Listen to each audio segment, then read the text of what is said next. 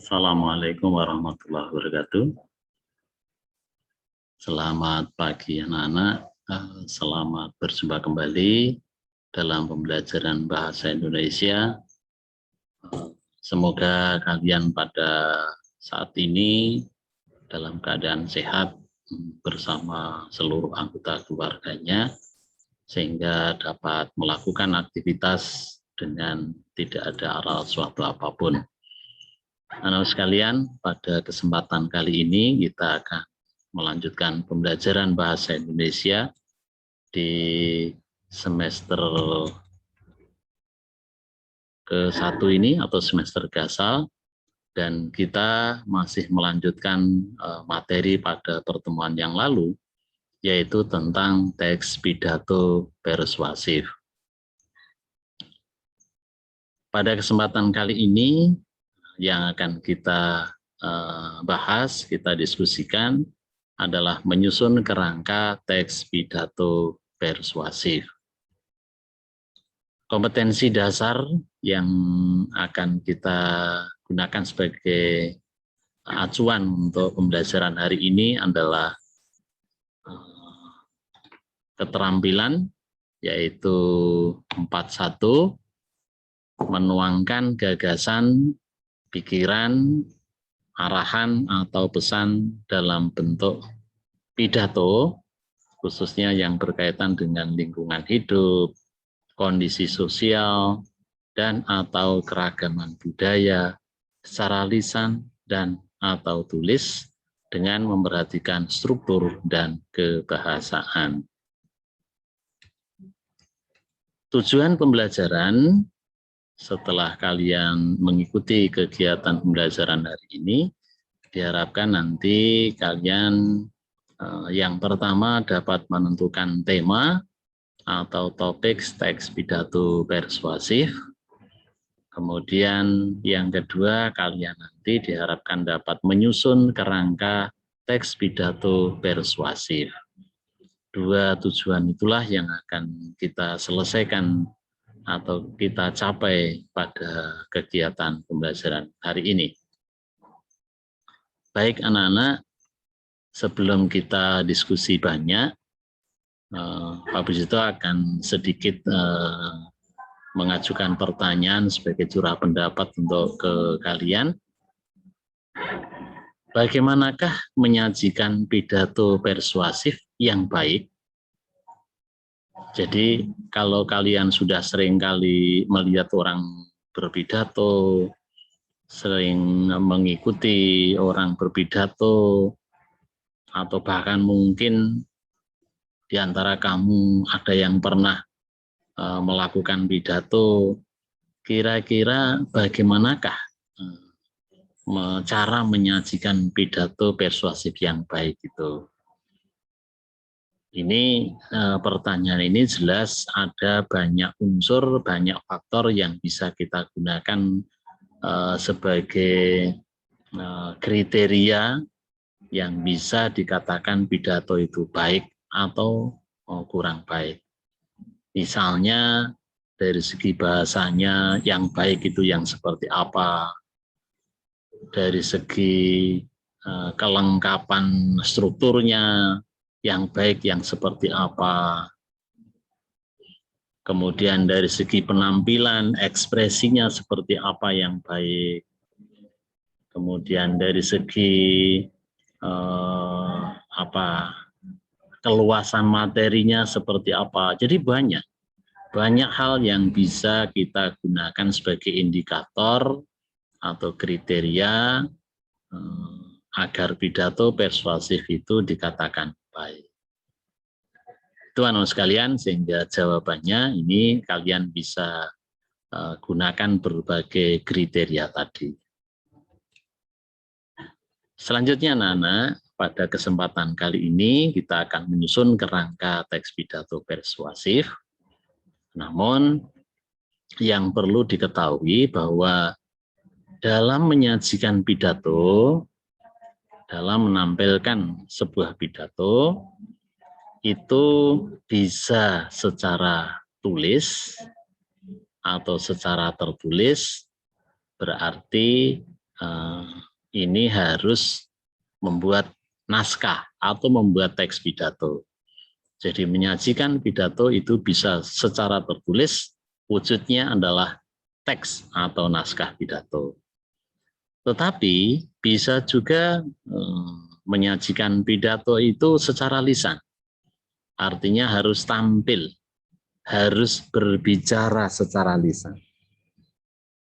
Jadi di panggung, atau di tempat-tempat umum, atau mungkin di studio, atau di acara pertemuan-pertemuan, seringkali orang tampil berpidato.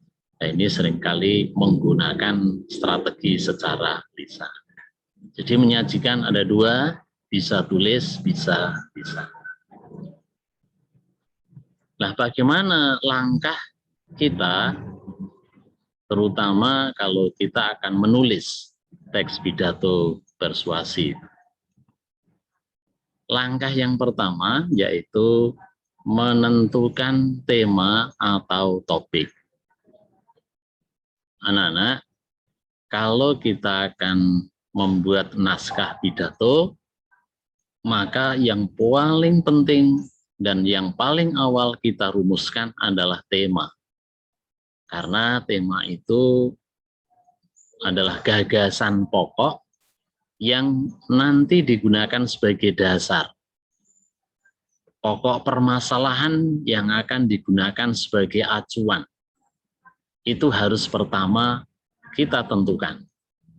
Supaya apa? Supaya pembicaraan kita atau isi pidato yang kita sampaikan itu bisa fokus atau bisa terarah dengan baik. Jadi setiap orang berbicara itu pasti permasalahan pokok atau tema itu dirumuskan. Nah, tema itu ada yang bersifat umum, artinya tema ini memiliki ruang lingkup makna yang sangat luas.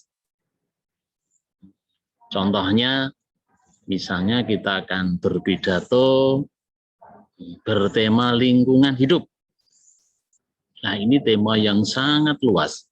Jadi kalian pasti apa yang mau disampaikan ya berkaitan dengan lingkungan hidup.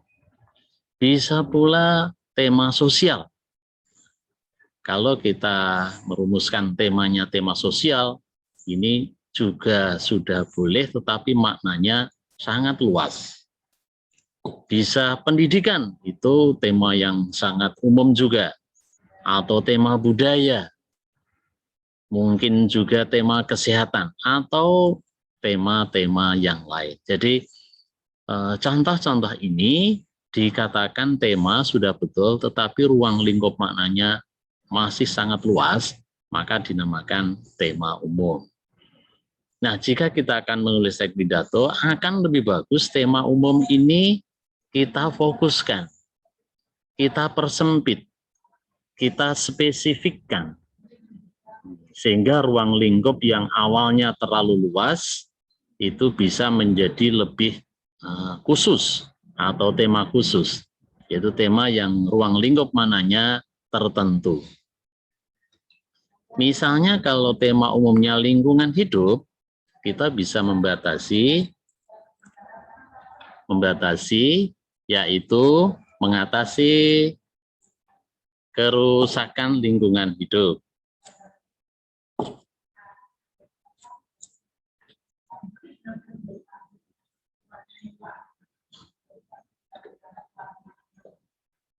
Baik, sebentar anak-anak.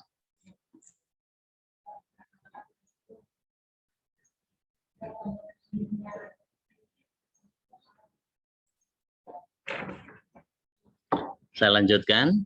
Tema sosial itu tema khususnya bisa kita lebih persempit, misalnya menjaga kerukunan umat. Itu maknanya lebih sempit, lebih khusus daripada tema sosial. Misalnya tema pendidikan itu juga luas. Kita bisa mempersempit misalnya kiat meraih sukses. strategi menghadapi ujian, atau mungkin upaya untuk menjadi pelajar yang berprestasi. Lah itu tema-tema khusus. Begitu pula dengan tema budaya, kita bisa mempersempit misalnya melestarikan budaya. Kesehatan banyak sekali, salah satunya misalnya kita mengambil tema khususnya membendung wabah corona. Dan masih banyak yang lain, anak-anak. Jadi yang pertama kalian itu harus menentukan tema, tetapi tema yang baik itu hendaklah tema yang khusus supaya pembicaraan atau permasalahan yang kalian sampaikan nanti lebih fokus. Jangan terlalu. Setelah tema kita tentukan, langkah yang kedua adalah merumuskan pernyataan posisi. Artinya, karena kita akan membuat teks pidato persuasif, kemarin kita sudah mengenal strukturnya, bahwa struktur teks pidato persuasif itu diawali dengan penulis atau mungkin orator, pembicara, itu harus memiliki pendapat, merumuskan pendapat. Apa pendapat kita yang akan kita sampaikan dalam pidato itu? Misalnya, kalau saya akan membuat naskah pidato temanya lingkungan hidup, ini tema umum, kemudian tema khususnya mengatasi kerusakan lingkungan hidup. Nah, kalau temanya ini, apa pendapat kita terkait dengan tema ini? Misalnya, kerusakan lingkungan hidup semakin memprihatinkan. Ini pendapat. Jadi boleh. Jadi pertama, ketika kita akan membuat naskah, ya kita harus punya pendapat atau kita harus menyampaikan pernyataan posisi. Kita punya sesuatu yang akan kita tawarkan, yang akan kita yakinkan kepada para pendengarnya. Misalnya terkait lingkungan itu, kerusakan lingkungan hidup semakin memprihatinkan. Apakah orang lain boleh berpendapat tidak seperti ini? Boleh. Jadi kita punya pendapat seperti ini, bukan berarti semua orang itu pendapatnya sama dengan kita. Bisa jadi berbeda. Dan pendapat kita ini juga boleh. Setelah pernyataan posisi kita rumuskan atau pendapat kita tentukan, yang ketiga yaitu menentukan argumen yang mendukung. Argumen itu alasan. Jadi kalau misalnya tadi kalian punya pendapat, kita punya pendapat, bagaimana agar pendapat kita itu diterima oleh para pendengar, maka kita harus menyiapkan argumen sebanyak selengkap mungkin. Semakin banyak argumen yang mendukung, maka semakin meyakinkan, sehingga kemampuan persuasifnya semakin bisa diterima oleh audiens. Apa saja argumen yang mendukung itu? Bisa berupa alasan. Alasannya apa? Kok dikatakan kerusakan lingkungan hidup ini semakin memprihatinkan? Buktinya apa saja yang bisa kita sampaikan? Nah, itu disampaikan sebanyak mungkin. Bisa pula kita mengambil contoh-contoh yang ada di sekitar kita. Contoh-contoh lingkungan hidup yang kondisinya sangat memprihatinkan itu yang seperti apa. Bisa pula kita menyampaikan fakta-faktanya, data-data yang ada, bahwa kerusakan lingkungan hidup ini sudah terlalu dan ternyata kondisinya sangat memprihatinkan. Bisa pula data.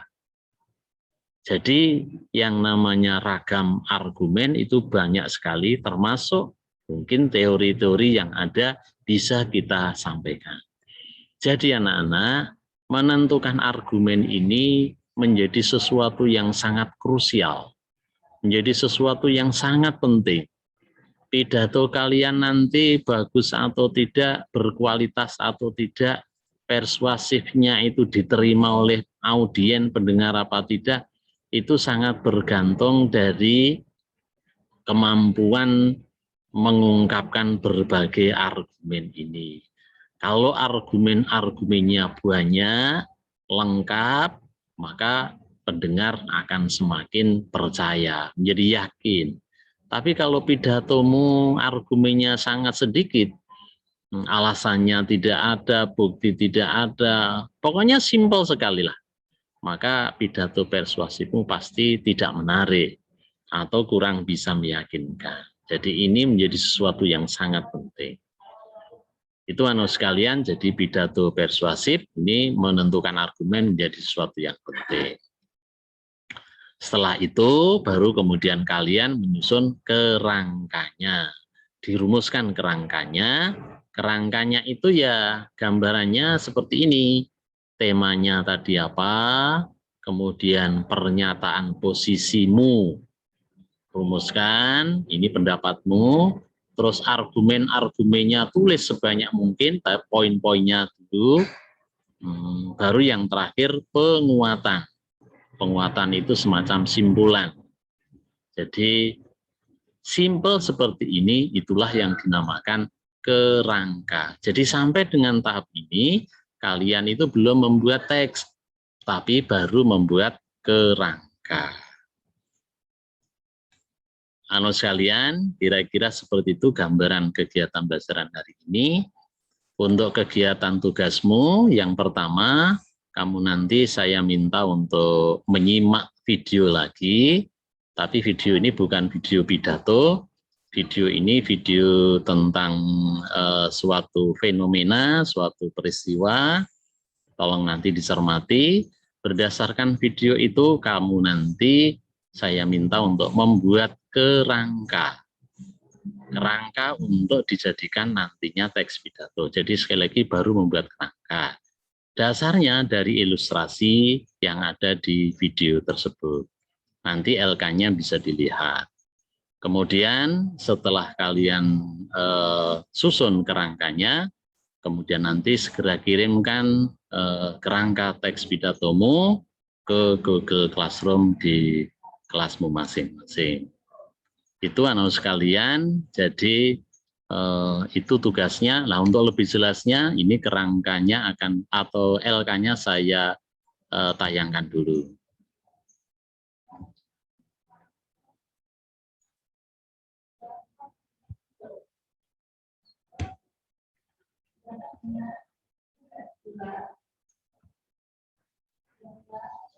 Ya, jadi ini anak tugas yang ketiga atau LK3 ya. Jadi amati tayangan ilustrasi, nanti link ini akan saya kirimkan juga di Classroom. Kemudian kamu buat kerangka pidato, yang kerangka pidatonya seperti tadi ya. Apa temanya, kemudian pernyataan posisimu bagaimana, terus argumennya tulis sebanyak-banyaknya ini. Dan yang terakhir simpulan. Itu tentang kerangka pidato. Nah, untuk ilustrasinya coba kita lihat kira-kira seperti apa. Mari kita ikuti ya.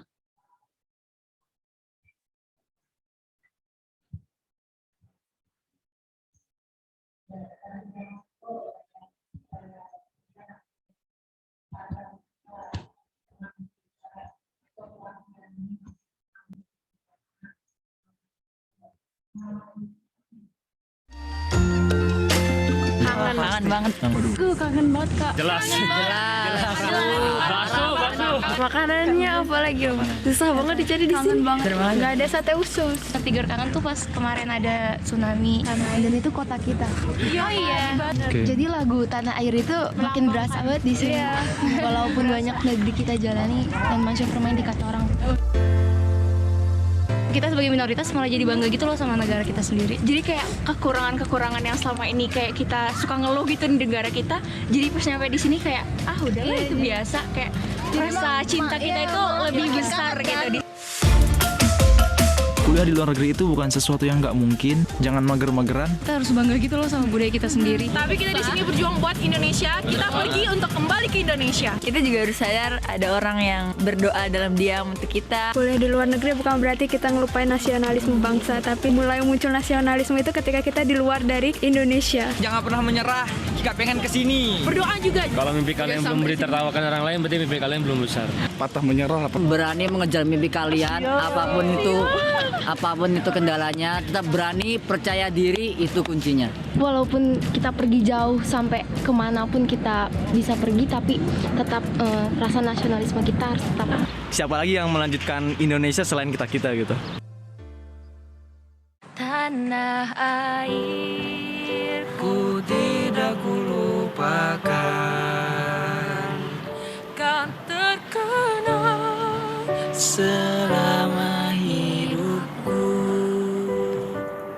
Biarpun saya pergi jauh, Tidak akan hilang dari kalbu. tanahku yang ku cintai.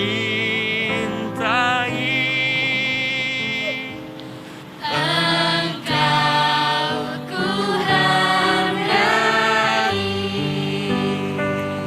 walaupun banyak negeri ku jalani. Yang masyhur permain di kata orang, Tetapi kampung Dan rumahku di sanalah rasa senang. anakku tak kulupakan.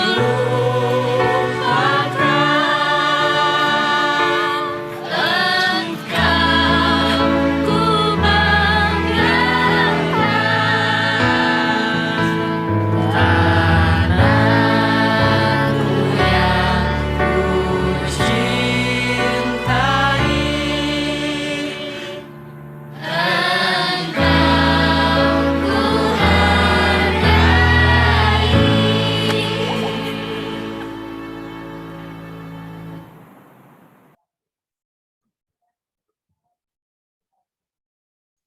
Baik anak-anak, itu tadi sebuah ilustrasi, sebuah peristiwa, fenomena kakak-kakak kamu yang saat ini sedang belajar di luar negeri, dan itu bisa kamu gunakan untuk inspirasi merancang sebuah teks pidato yang terkait dengan tema atau topik tadi. Demikian anak-anak, untuk pembelajaran hari ini kiranya cukup. Semoga kalian bisa mempersiapkan dengan sebaik-baiknya. Sampai bertemu di pertemuan yang akan datang. Salam sehat dan assalamualaikum warahmatullahi wabarakatuh.